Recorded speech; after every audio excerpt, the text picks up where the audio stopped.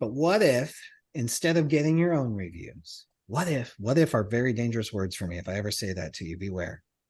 What if you said, you know what, I'm going to bypass or sacrifice my own reviews and I'm going to get reviews for the parties or the attorneys that hired me instead.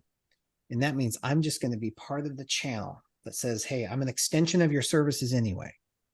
I'm representing this attorney, this great attorney that I believe in, who's delivering great services to this client.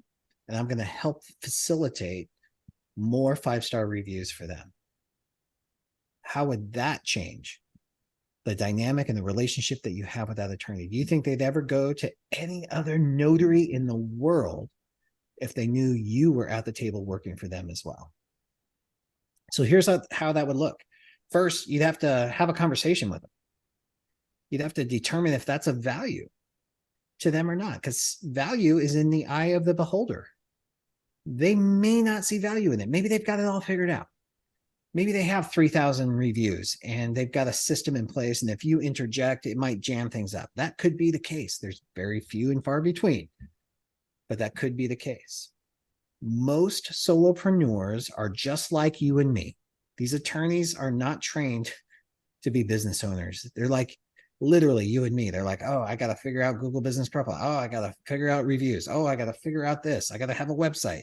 They're just like you and I. And if you can make that easier for them by asking for reviews and edifying them in the appointment, letting the signer know that they've made the right choice, this is the right attorney for them, they've done great, and you can make it easy for that signer to give a 5-star review to the attorney, you will have a new and powerful relationship with that attorney.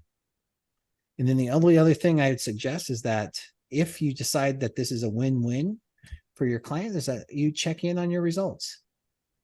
Results in this regard are really easy to measure.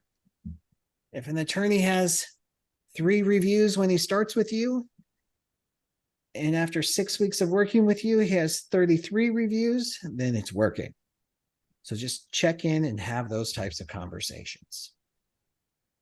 All right. Jen, Laura, would you add anything to that? I think that is the most creative idea ever. We talk about getting our own reviews, and we talk about edifying the attorney, but turning that into a review for them, I personally, I think that's a mic drop. It's genius.